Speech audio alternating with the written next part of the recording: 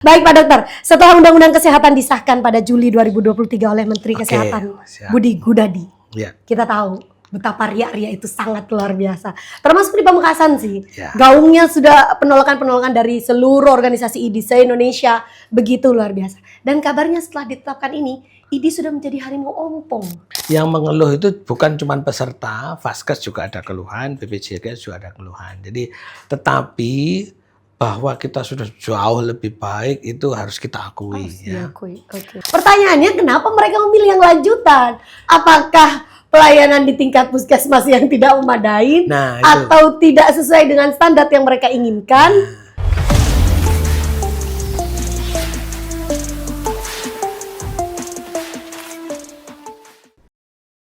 Assalamualaikum warahmatullahi wabarakatuh. Selain pendidikan, program fundamental yang wajib dikawal oleh seluruh masyarakat adalah di bidang kesehatan. Sebab bidang kesehatan ini menjadi poin utama bagaimana nantinya masyarakat bisa sejahtera.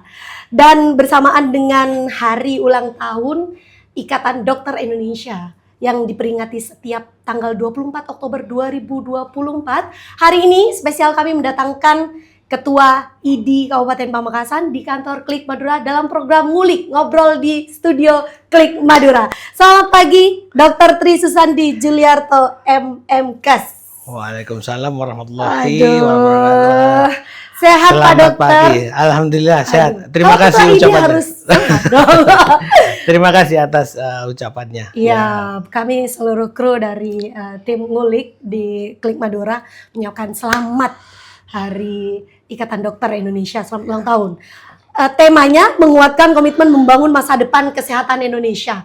Udah luar biasa banget ya, mengusung tema seperti ini. Ada euforia apa di balik di balik HUTID hari ini Pak Dokter?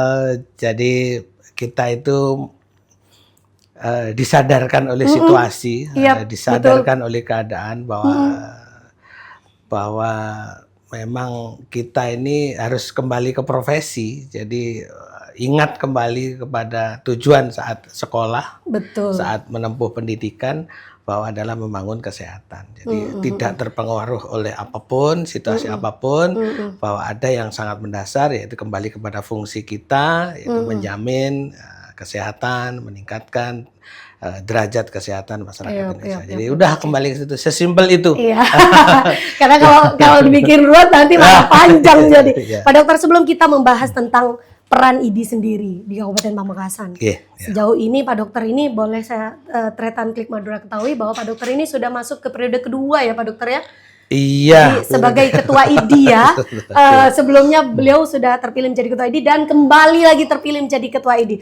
Artinya luar biasa sekali beban dan tanggung jawabnya yang harus dijalankan. Pak Dokter, program-program apa sih yang Pak Dokter tawarkan kepada masyarakat di organisasi IDI ini sendiri, di Pamekasan khususnya? Iya, jadi Bismillah. Ya ini periode 2, ya insya Allah mudah-mudahan kita masih tetap bisa bersama-sama masyarakat membangun kesehatan, meningkatkan derajat kesehatan. Jadi kalau dibilang program itu kita ada beberapa. Yang pertama itu program ilmiah tentunya, karena ilmu dan keterampilan kedokteran ini selalu berkembang. Yang sudah ada saja selalu berkembang, update ya. Ada kiblat yang dianut ya, Eropa, Amerika, perkembangan ilmu sesuai itu. Terus kemudian itu di bidang ilmiah. Jadi supaya ilmu update dan masyarakat mendapatkan manfaat yang terbaru juga. Itu ilmiah. Yang kedua ya kita masih menjaga kesehatan karena ada di Sumpah Dokter itu, menjaga kesehatan diri sendiri, menjaga kesehatan masyarakat. Jadi ya kita itu program-program olahraga itu masih lah kita buat ya, karena kita bersama-sama masyarakat di event-event itulah kita bisa menyatu dengan masyarakat. Ya sesimpel lari aja peminatnya di Pamekasan selalu banyak. Dan program-program itu berjalan? Berjalan. Jadi yang dalam waktu dekat ini kita bersama Dinas Kesehatan akan mengadakan peringatan Hari Kesehatan Nasional. Ya, HKN di situ seluruh organisasi profesi terlibat dan saya juga sebagai panitia di sana. Terus kemudian pengabdian masyarakat. Jadi pengabdian masyarakat ini memang harus dikelola, harus diwadahi, harus direncanakan. supaya terarah dan mengena ya pengabdian masyarakat. Selain itu ada juga program ini etik masih tetap kita kedepankan. Jadi kita ingatkan selalu kepada anggota lama walaupun bukan anggota, yang utama ya tetap tetap di depan dikedepankan ya, karena etik kedokteran itu pagar tak terlihat ya, pagar tak terlihat. Jadi kalau itu ditanam di dalam, itu bisa kita samarkan yang nggak benar menjadi benar. Jadi etik itulah pagar yang paling aman. Ya. Jadi seperti itu. Di lain itu juga masih harus dan masih ada pembelaan anggota. Ya, jadi tahun-tahun kemarin IDI diberi kesempatan untuk menangani beberapa masalah hukum terkait sejawat yang bersinggungan dengan masyarakat.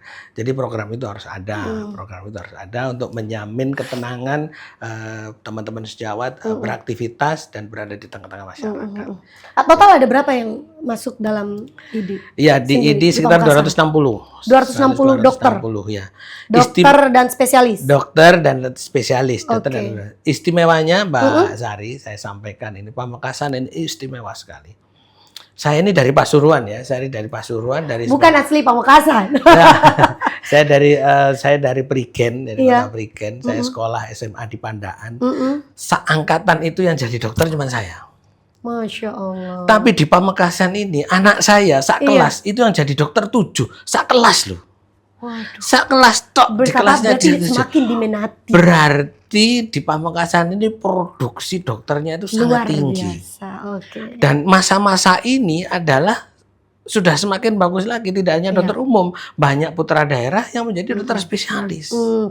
Ya, jadi karena ini semakin bergengsi. Nanti kita bahas. Baik Pak Dokter, setelah Undang-Undang Kesehatan disahkan pada Juli 2023 oleh Menteri Kesehatan Budi Gunadi, kita tahu betapa ria-ria itu sangat luar biasa. Termasuk di Pamekasan sih. Gaungnya sudah penolakan dari seluruh organisasi IDI se-Indonesia. Begitu luar biasa. Dan kabarnya setelah ditetapkan ini, IDI sudah menjadi harimau ompong. Benarkah begitu Pak Dokter? Yang penting tetap harimau kan. Gitu ya. Tapi tidak bisa gigit lagi gitu. Itulah yang tadi saya sampaikan di depan, betapa kita itu harus ingat kita sebagai apa dan menjadi apa. Di awal kita berniat ya. Kita itu kan memang sudah sejak pendidikan ya mau jadi dokter. Fungsinya dokter itu ya seperti ini, membangun kesehatan dari berbagai sisi. Masalah terus kemudian kita terbawa situasi, ada sejawat yang berpolitik, terus kemudian kita beriringan bermitra dengan regulator, bermitra dengan pemerintah, itu kan keniscayaan. Terus kemudian sejak berdirinya organisasi IDI waktu itu ya kita juga, meskipun kita akadnya ini belajar kesehatan, menjamin kesehatan, tapi zaman dulu dokter ya perang juga, berpolitik juga dan sebagainya. Jadi tentang adanya undang-undang kesehatan yang baru sudah disahkan itu, ya kita bergulir saja, kita berdamai, kita mengalir saja. Apa perubahan yang paling terasa Pak Dokter? Insya Allah kita tetap melihat dari sisi manfaat, ya, kebermanfaatan. Jadi para sejawat, para dokter, para anggota tidak diperlukan lagi rekomendasi dari organisasi profesi. Untuk izin praktek. Ya. Tetapi akhirnya ada juga konsekuensi lain, bahwa kecukupan SKP itu harus dipenuhi dengan cara-cara yang berbeda dengan tempo dulu. Sekarang kan di kesannya seperti desentralisasi ya, ada satu regulasi di kementerian bahwa untuk menerbitkan SIP salah satu syaratnya adalah kecukupan SKP. Iya, betul. Nah, untuk memperoleh SKP itu kalau dulu masing-masing kota bisa bikin seminar, udah ada, kita punya spesialis, kita adakan seminar, terus kemudian kita minta diverifikasi oleh IDI wilayah, oke dapat sekian SKP. Dulu juga tidak mudah juga, semua harus verifikasi, semua harus pengajuan, semua harus menyampaikan materi. Nah, tapi sekarang itu pintunya satu melalui kementerian. Yang jadi, kalau ditarik ke daerah melalui dinas kesehatan ya. Ya, jadi sekarang untuk kecukupan SKP itu ya mengikuti pelatihan seminar di mana saja bisa, bisa online, bisa offline di situ untuk mendapatkan kecukupan SKP. Jadi memang akhirnya tuntutan mengikuti pelatihan pendidikan dan upgrade ilmu itu menjadi sebuah keniscayaan karena sekarang jurinya satu nih di kementerian sana, lolos aplikasi, lolos dari situ ya kita bisa terbit SIP. Terbit SIP pertama maka mudah untuk SIP kedua dan ketiga. Gitu. Jadi ada masanya itu untuk memenuhi kecukupan 250 SKP selama 5 tahun. Selama 5 tahun untuk mendapatkan SIP itu ya. Ya. Oke. Ketakutan apa sih Pak Dokter yang paling besar yang dirasakan oleh para dokter ini ketika peraturan undang-undang itu sudah ditetapkan oleh kementerian? Ya, jadi sesungguhnya bukan kita menjadi kehilangan kewenangan. Enggak, bukan itu. Ini adalah kepedulian kepada situasi ya, kepedulian pada sejawat. Bahwa organisasi profesi ini masih dibutuhkan untuk pembinaan, pengawasan. Jadi kita yang kenal kita itu ya kita. Ya betul. Yang tahu bahwa dia melanggar ya kita sendiri gitu ya. Oh itu dokter, iya lulusan mana? Lah kita bisa ini. Oke. Kalau orang pura-pura jadi dokter, siapa yang bisa itu kalau nggak kita? Oh lulusan sini. Ini kira-kira simpelnya itu ya. Karena kan kita menjaga ini ya, jangan sampai nanti ada yang bukan dokter mengaku dokter dan sebagainya. Nah itu salah satu itu. Terus kemudian sesama dokter saja tantangannya itu banyak. Ya mana regulasi yang harus dipenuhi, mana sertifikat kompetensi, mana kompetensi yang harus dipatuhi, tidak nyebrang ke kompetensi lain. Nah itu kalau bukan kita siapa, kalau bukan dokter siapa? Dinas Kesehatan ya insya Allah ada di sana para dokter, tetapi dengan berbagai program kegiatan dan begitu. Kan justru lebih simpel diawasi oleh Dinas Kesehatan. Ya selama Dinas Kesehatan mampu. Cukup, sedangkan tenaga kesehatan itu bukan cuma dokter. Oke Mbak Sari sekarang ketemu saya, ini dokter. Bagaimana dengan PPNI, perawat di Pamekasan ada 3.000-an. Ya, ribuan. Iya, terus kemudian bidan ada 1.500, dokter 260, profesi-profesi yang lain ada ahli gizi, ada radiografer. Loh itu semua dipasrahkan ke Dinkes. Sementara tidak semua ahli itu terwakili sebagai staf Dinas Kesehatan. Jadi ya melihat itu ya syukur alhamdulillah Dinkes merangkul organisasi profesi untuk bersama-sama ini. Jadi kita win-win solution lah, win-win solution. Jadi tidak kok sejawat kita itu akhirnya nanti divonis semena-mena, terus kemudian ditegur semena-mena. Sementara di situ ada kita bisa komunikasi. Artinya tetap bergandengan. Tetap Dinas alhamdulillah. Kesehatan Pamekasan di sini bergandengan bersama ID. Alhamdulillah. Untuk turut serta semua organisasi profesi. Jadi gini, Mbak, konkretnya itu. Kalau dulu butuh rekomendasi kita buatkan datang ke tempat praktek, datang ke sekretariat, kemudian selesai diurus selesai. Kalau sekarang Dinkes itu melebatkan kita untuk visitasi. Artinya tetap dilibatkan ya. Tetap dilibatkan. Jadi tim visitasi, izin praktek Dinas Kesehatan itu ada dari SDMK, Kabit SDMK, dari Yankes, dari farmasi. Jadi ada setidaknya diwakili oleh 3 unsur dari Dinkes, kemudian organisasi profesi. Kalau dokter ya ID, kalau bidan ya IB, kalau perawat ya PPNI. Tapi unsur Dinkesnya ini tetap. Jadi kita ini ajuvan penambahnya. Tergantung profesi apa. Baik. Kemarin sempat jadi sorotan ya di Klik Madura, kita tahu. Ternyata Klik Madura barangkali ada yang membaca, beberapa dokter, sejumlah dokter menjadi sorotan karena melakukan izin praktek lebih dari 3. Yang mana kita tahu bahwa aturannya maksimal menempati praktek di 3 tempat. Tidak boleh lebih dari itu. Sejauh ini apa sih yang bisa dilakukan oleh ID? Atau hanya cuma menjadi penonton juga sama seperti masyarakat? Atau apa yang bisa dilakukan oleh ID? ID dapat tembusan surat itu. ID dapat tembusan surat itu. Ya akhirnya surat itu terbit juga setelah kita dikonfirmasi. Setelah kita dikonfirmasi, ya akhirnya. Atau jangan-jangan sudah tahu? Ya, kita itu gini, kita tidak ada bidang spionase enggak ada.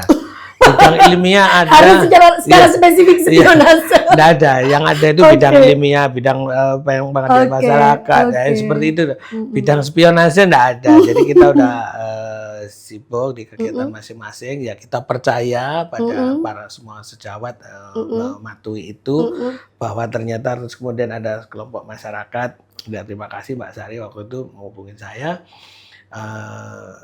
Dan akhirnya sampai terbit surat itu ya. Kita terima kasih ya, itulah sama ya, mohon ini ditanggapi sebagai satu sifat manusiawi, di mana kita juga diawasi. Kita terima kasih ya, kita terima kasih. Jadi mudah sekali kita beralasan, loh ini untuk memenuhi kebutuhan masyarakat. Nah, mudah sekali kita berlindung di balik itu. Tetapi kalau sesuatu tindakan yang baik tidak didasari dengan yang benar, kan akhirnya menjadi tidak baik. Jadi ya kita menyikapi itu saja, ya kita berdamai saja, kita ingatkan pada para sejawat, mohon untuk mematuhi SIP yang. Jadi hanya sebatas mengingatkan ya Pak Dokter. Itu yang mungkin disebut harimau ompong ya. Karena hanya sebatas mengingatkan, atau ada hal lain yang bisa dilakukan oleh ID? Iya, jadi ya itu tadi, sekarang kan izin praktek nggak melalui ID, jadi melalui Dinkes. Jadi ya akhirnya bebannya, jadi kayaknya akhirnya jadi dia Dinkes ini gitu ya. Ya itu, tapi tetap kepada Dinkes kita sampaikan bahwa ya kita sampaikan mohon maaf. Ya kita sampaikan ya mohon maaf, kita terima kasih atas koreksinya. Ya untuk lebih lanjut kita akan lakukan pengawasan lah ya, pengawasan gitu ya. Insya Allah seperti itu. Jadi ya itulah, ya itu munculnya itu tadi, makanya kepada masyarakat ya, kalau misalnya akhirnya kan kita ini adanya papan nama. Papan nama itu diatur loh di undang-undang. Ukurannya 90 kali 60. Di situ tercantum apa saja. Lah itu monggo masyarakat manfaatkan ikut itu. Menilai juga maksudnya. Nah, artinya begini loh. Ada yang mungkin ya sorry to say, misalnya loh ternyata papannya belum diganti SIP-nya misalnya tahun sekian. Ya berarti juga masyarakat harus jadi spionase ya. Jadi kita harus cermat ya, kita harus Oke Pak Dokter. Kan ada 3 SIP. Oh kalau nggak di situ berarti saya bisa temuin di mana gitu loh. Saya temuin di mana gitu kan. Ya, Pak Dokter, kita tahu ya bahwa kesehatan ini juga menjadi lahan bisnis bagi sejumlah dokter. Sejauh ini apa yang bisa dilakukan ID supaya para dokter ini lebih mengedepankan kemanusiaan daripada bisnisnya? Jadi gini, saya pernah dulu dapat pelajaran, profesi apa saja boleh pelajari bisnisnya. Tapi itu disikapi positif. Disikapi positif loh ya, disikapi positif ya. Ya guru ya profesinya guru. Kalau ya udah satu saja guru ya udah nunggu gaji dari sekolahan. Tetapi beberapa guru ada yang akhirnya membuat bimbingan belajar, mengadakan les. Ya itu bisnisnya ya. Yang ini masih linear, masih bagus, masih benar gitu ya. Nah, terus juga profesi yang lain. Nah, termasuk juga dokter. Beberapa sejawat ada yang akhirnya mengembangkan bisnis, bikin klinik, bikin rumah sakit dan sebagainya. Tapi secara pribadi kemudian ada yang melengkapi dirinya dengan kompetensi-kompetensi tambahan. Saya kalau cuma dokter umum saja sama dengan dokter umum yang lain. Saya ingin menambah kompetensi, saya belajar akupunktur misalnya seperti itu. Jadi itu kan memang ada kompetensi-kompetensi tambahan yang memang diizinkan. Ya akhirnya bisnisnya di situ ya. Bisnis dengan cara yang benar. BPJS bisa bisnis apa? Loh, bikin tempat praktek yang menarik, akses yang mudah, komunikasi yang gampang, sehingga banyak yang jatuh cinta, tertarik, akhirnya pindah ke situ. Bukannya terus kemudian BPJS narik biaya tambahan, bukan. Jadi bisnis itu kan tidak melulu harus terima uang di situ. Tempat yang nyaman, akses yang mudah, komunikasi yang gampang, misalnya. Ya itu kan juga trik bisnis untuk menarik pelanggan. Jadi bisnis di sini dalam tanda kutip ada bisnis-bisnis yang benar gitu ya. Bukan menarik iur pada pasien BPJS juga bukan. terus kemudian pelanggaran itu. nah iya itu langsung surat peringatan. Oke, Kebetulan oke. saya aktif di BPJS juga gitu ya. Oke. Saya ketua tim kendali mutu kendali biaya. Ketua tim kendali mutu, kendali biaya, biaya. BPJS Kesehatan Cabang Pamekasan. Iya, betul. Waduh, banyak sekali ini. Kebetulan aja. Sejauh ini apa yang ingin diedukasi pada masyarakat, Pak Dokter? Nah, gini, sebelum kepada masyarakat, kepada diri saya dan para sejawat saya, jangan lakukan biaya tambahan kepada peserta BPJS yang berobat menggunakan BPJS-nya. Iur biaya itu langsung SP. Yep. Warung. Itu jangan lakukan. Jangan lakukan. Ini kan peringatan. Apabila terjadi apa yang dilakukan ID? Atau apa yang dilakukan Pak Dokter sebagai tim kendali mutu kendali biaya? Ya, dari BPJS Kesehatan. Itu jadi masyarakat kalau mengalami itu ya lapor kepada BPJS. Oke. Ya, nanti BPJS akan menindak. Oke. Biasanya kalau kasus itu perlu dikonfirmasi, BPJS manggil tim TKMKB dihadirkan. Oke. Ya, dihadirkan. Sampai sanksinya itu yang tanda tangan tim TKMKB. Oke.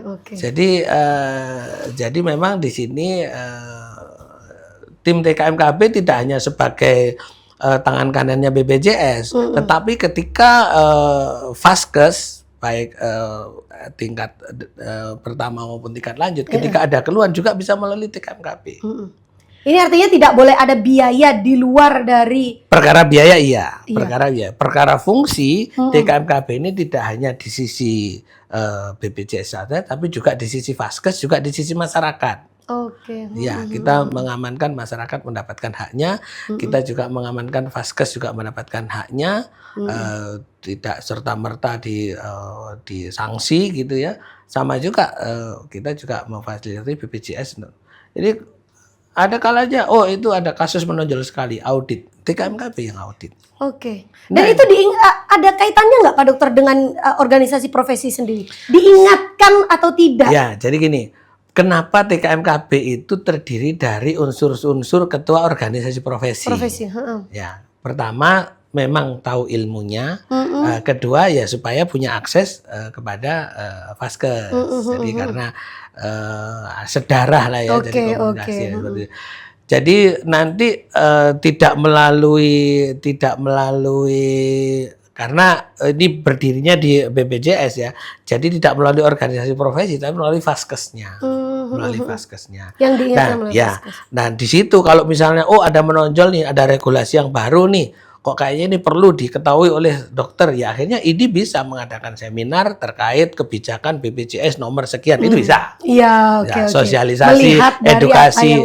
Ini ada kebijakan baru dari per BPJS sekian. Wah, ini perlu sosialisasi. Udah, ini biar teman-teman sejawat nggak keliru. Ayo, itu bisa. Bisa artinya masih ada garis koordinasinya. Masih. Kalau mau repot masih, tapi kalau mau cuek, pada peraturan. Kalau mau cuek kasihan masyarakat, kasihan sejawat, kasihan Vaskes karena BPJS sudah punya regulasi ya, kalau kita biarkan teman-teman melenceng semakin jauh, nanti sanksinya semakin besar. Dan BPJS itu punya ini, kalau misalnya ada permasalahan ya diselesaikan internal dulu, jadi supaya untuk menghindari ke aparat penegak hukum. Jadi dipanggil dulu, klarifikasi dulu, dijawab dulu, gini-gini, selesai ya udah selesai. Baik, sebagai ketua ID juga sebagai tim kendali mutu, kendali biaya BPJS Kesehatan Cabang Pamekasan, Pak Dokter, sudahkah melihat bahwa masyarakat Pamekasan ini mendapatkan pelayanan yang baik di bidang kesehatan, khususnya bagi yang ikut BPJS ya. Yang tercover BPJS? Kalau ngomong 100% ya mungkin ternyata masih ada keluhan. Yang mengeluh itu bukan cuma peserta, Vaskes juga ada keluhan, BPJS juga ada keluhan. Jadi tetapi bahwa kita sudah jauh lebih baik itu harus kita akui. Jadi saya sampaikan kepada masyarakat luas, insya Allah Pamekasan ini sudah UHC. Insya Allah dalam pertemuan yang terakhir bulan lalu di Pemda, waktu itu oleh Pak Sekda, oleh Pak Asisten, kita itu sudah 99% tercover BPJS, baik melalui Mandiri, UHC, PBI, PBID itu sudah 99%. Jadi sudah hampir semua masyarakat hampir Pamekasan semua. tercover ya. Sekarang bagaimana masyarakat tahu harus bisa memanfaatkan itu secara maksimal. Dan mendapatkan pelayanan yang Dan baik mendapat juga. pelayanan yang baik. Jadi misalnya begini, BPJS itu juga punya regulasi. Kenapa ada FKTP, fasilitas kesehatan tingkat pertama, ada FKTRL, fasilitas kesehatan tingkat lanjut. Nah, ini supaya terjadi pembagian kasus ringan selesai di FKTP. Kenapa puskesmas sekarang semuanya sudah rawat inap, klinik rawat inap? Ya, harapannya kasus-kasus ringan bisa selesai di FKTP, tidak semua serta-merta dibawa ke rumah sakit FKTRL. Karena kalau rumah sakit dipenuhi dengan GE, grade orang diare, grade 1, orang demam berdarah, orang demam panas, batuk, panas. Kalau dipenuhi dengan itu, nanti yang sakit-sakit berat nggak bisa masuk karena bednya penuh. Sekarang ini terjadi rumah sakit penuh terus soalnya, ngendon di UGD, antri di UGD sampai seperti itu. Nah, ayo berbagi. Insya Allah puskesmas kita itu sudah jauh lebih baik ya, selain bangunan fisiknya, fasilitasnya sudah terakreditasi, reakreditasi. 2 dokter di setiap puskesmas, kadang masih sampai 3 karena kampusnya dokter. Ini fasilitas ya, belum pelayanan ya? Ya, itu fasilitas, obat, anggaran dari BPJS kapitasi itu sangat luas leluasa digunakan oleh puskesmas. Itu ada di sana. Ayo masyarakat. Jadi gini, Vaskes itu kalau nggak ada kasus yang datang, tidak tahu apa yang harus disiapkan. Iya, betul. Sudah kadang disiapkan obat-obat ini nggak pernah ada pasien datang. Akhirnya obat itu expired sia-sia. Sudahlah biar Dan nanti kan ada mekanisme. Oh ini ada kasus masuk, kita bisa tangani. Obatnya nggak ada, bisa nanti langsung pengadaan atau kemana gitu nggak. Jadi itu. Jadi Vaskes tingkat pertama yang ada di sekitar kita itu bisa mengenali kebutuhan kita kalau kita datang. Kalau diloncati terus lama-lama nggak siap. Jadi harus datang. Insya Allah semua. Dan ini banyak kasusnya emang yang melakukan itu. Banyak. Langsung loncat pada tingkat lanjutan. Bukan tanpa resiko. Rumah sakit yang menangani kasus-kasus simpel berpotensi nggak dibayar sama BPJS. Pertanyaannya kenapa mereka memilih yang lanjutan? Apakah pelayanan di tingkat puskesmas yang tidak memadai atau tidak sesuai dengan standar yang mereka inginkan? Itu ayo sama-sama kita jawab. Itu menjadi misteri, Insya Allah kan ada komite kesehatan di tingkat desa, komite kesehatan di tingkat kabupaten. Mari. Sebenarnya bukan ranahnya ketua ID, tapi catatan-catatan itu menjadi bisa untuk disampaikan oleh ketua Saya ID. pernah dinas di puskesmas, saya pernah jadi direktur di rumah sakit swasta, sekarang saya bekerja di rumah sakit provinsi, pernah di UGD, sekarang di rumah sakit itu saya divisi klaim. Jadi saya tahu ngeklaim itu tidak mudah. Bisa jadi jerih payah teman-teman melayani, menyelamatkan pasien karena ada kekurangan administrasi, akhirnya nggak bisa diklaim. Jadi kita itu sekarang setelah akses dibuka lebar-lebar, maka sekarang kelengkapan klaim, validitas klaim, jangan sampai ada iur biaya, jangan sampai ada phantom billing. Phantom billing itu jadi kayak udah kalau kasusnya ini aja kasihnya ini aja. Jadi dana berdasarkan terus jangan sampai ada pasien fiktif. Dan itu masih banyak terjadi. Enggak sih, itu saya hanya mengingatkan saja. Saya enggak pernah menemukan itu. Itu sangat berpotensi gitu loh. Karena BPJS enggak pernah enggak pernah minta foto pasiennya. Enggak pernah. BPJS enggak pernah minta foto pasiennya. Mungkin nanti ke depannya harus seperti itu. BPJS yang diminta itu kelengkapan dokumennya ada. Kita minta KTP, kita minta kartu BPJS-nya. Enggak boleh. Iya. Nggak boleh minta foto. Dulu awal-awal kan serahkan fotokopi KTP. Sekarang nggak boleh minta. Pinjam boleh, scan sendiri, kembalikan. Jadi nggak boleh, Bu, serahkan fotokopi KTP 2 lembar, fotokopi nggak boleh. Nggak boleh. Semua sudah seketat itu ya. Sudah nggak boleh ngerepoti pokoknya. Ini Pak orang datang butuh pertolongan, segera tolong. Langsung di. Ya. Kalau pinjam untuk tahu nomor identitasnya, diinput, selesai, kembalikan. Pak Dokter, ini pertanyaan yang terakhir barangkali dianggap sebagai catatan kelam pemberlakuan Undang-Undang Kesehatan kemarin. Apa catatan-catatan yang bisa diambil oleh Pak Dokter khususnya di Kabupaten Pamekasan pasca pemberlakuan Undang-Undang Kesehatan? Ya itu dinamika ya. Saya juga ikut orasi, saya ikut Ikut turun demo, ke saya jalan ya. ikut. Tahu Ya. pada akhirnya tetap di. Ya, itu kan keniscayaan. Jadi kita kan berusaha mempertahankan eksistensi kita, berusaha mendapatkan ruang yang cukup untuk bersama-sama berperan di dalam membangun kesehatan. Sebenarnya itu bukan kita mempertahankan tahta, nggak digaji kok, nggak dapat honor. Bukan kita ingin mempertahankan tahta, kedudukan, kekuasaan, enggak, bukan. Kita ingin mempertahankan peran, ya, peran. Karena ya untungnya di Pamekasan organisasi profesi diterima dengan tangan terbuka oleh Dinas Kesehatan, difungsikan, dimanfaatkan. Artinya sudah ada win-win solution walaupun masih ya ya saya nggak tahu di daerah lain ya, kalau di Pamekasan ini kita rapat Pemda masih diundang Ketua ID. Membahas kemitraan Pemda dengan BPJS, saya diundang sebagai Ketua ID. Diminta pertimbangan apa gimana. Oh iya, nggak bisa dibilang harimau ompong ya, enggak ya? Enggak juga. Saya terima kasih Pemda ini, Masya Allah.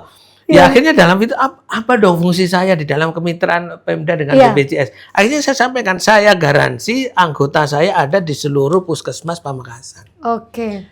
Mana ada yang kurang bilang. Nanti mana jangan sampai, karena itu BPJS butuhnya itu. Dan itu Pemda yang ini. Jadi itu saya juga bingung kemitraan Pemda dengan BPJS tentang ini diundang. Saya cari peran gimana? Karena saya tahu banyak, saya di KMKB, saya tim Kismik, saya pernah di pusat, saya tahu banyak. Ya akhirnya saya bisa pilih peran itu gitu loh. Jadi artinya peraturan ini sudah go with the flow. Enggak ada masalah. Kita sudah bergulir, kita udah 1 tahun, kita sudah menyatu dengan itu. Sekarang kabinet baru, menterinya sama. Udah kita welcome saja ya, kita ikutin saja. Ini ya bagaimana kita sekarang menjaga etik dan hukum itu saja, karena di situ yang OP khawatirkan, karena benar-benar profesional dokter ini dihadapkan dengan masyarakat langsung. Masyarakat boleh menuntut ketika tidak pada itu kan menjadi momok. Organisasi profesi lagi ya. Jadi kan organisasi profesi nggak punya akses, bukan nggak punya, aksesnya terbatas. Sudah menjadi dibatasi. Dibatasi di situ. Itu kan menjadi tekanan tersendiri. Kita itu kepada pasien akadnya itu akad usaha, bukan akad berhasil, bukan akad sembuh. Akadnya usaha. Bukan malaikat ya. Wajibnya orang sakit itu berobat, berusaha, ikhtiar. Salah satunya kepada dokter. Dokter perantara tidak menyembuhkan. Jadi terus kalau kemudian ada kegagalan, ada hambatan, ada penyulit, itu sangat mungkin, sangat mungkin. Jadi disitulah jangan kita bekerja dalam tekanan, bekerja dalam suasana takut, itu kan menjadi tidak optimal gitu ya. Oke Pak Dokter, bersamaan dengan hari ulang tahun Ikatan Dokter Indonesia, apa yang ingin Pak Dokter titipkan pada seluruh dokter di Kabupaten Pamekasan khususnya? Ya, kepada para sejawat, para senior, para konsultan, terima kasih masih berada di Pamekasan untuk bersama-sama memperjuangkan, membangun kesehatan di Pamekasan khususnya, di Madura umumnya. Kita senantiasa berinteraksi, kita senantiasa mengupdate diri dan update regulasi.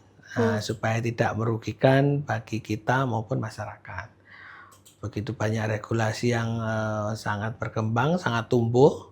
Ya kalau kita era UHC, BPJS selalu update ya. BPJS semakin kemari semakin detail. Kalau dulu akses kepesertaan dipermudah, akses dipermudah. Sekarang klaimnya menjadi detail, klaimnya menjadi detail. Jadi para sejawat jangan patah semangat, ya kita harus berdamai dengan itu, ya masih banyak masyarakat yang membutuhkan kita. Ya itulah butuhnya komunikasi dengan kelompok masyarakat, dengan para pengampu masyarakat dari tingkat bawah sampai tingkat atas. Alhamdulillah, terima kasih Pemda, Dinas Kesehatan dan dinas-dinas lain masih welcome terhadap ID, welcome terhadap organisasi profesi yang lain, organisasi profesi kesehatan yang lain. Itu alhamdulillah, itu barokahnya di Pamekasan seperti itu. Alhamdulillah. Baik Pak Dokter, terima kasih sekali lagi kita mengucapkan selamat hari ulang tahun ID Terima kasih. Pamekasan. Semoga terus mengabdi dan berkarya untuk Kabupaten Pamekasan. Insya Allah. Tentunya ikut mengawal regulasi-regulasi atau kebijakan-kebijakan di bidang kesehatan yang mana nantinya ini akan berdampak besar sekali pada kesejahteraan Kabupaten Pamekasan. Terima kasih Tretan Klik Madura sudah membersamai kita semuanya dalam program Ngulik Ngobrol di Studio Klik Madura. Jangan lupa untuk ikuti program-program Ngulik karena kita banyak sekali yang akan dibahas baik itu dari politik, pendidikan maupun kesehatan hanya di Ngulik Ngobrol di Studio Klik Madura. Jangan lupa untuk like, komen, dan subscribe Klik Madura, portal informasi terlengkap seputar Madura. Saya Sari Purati undur diri. Wassalamualaikum warahmatullahi wabarakatuh. Waalaikumsalam warahmatullahi wabarakatuh.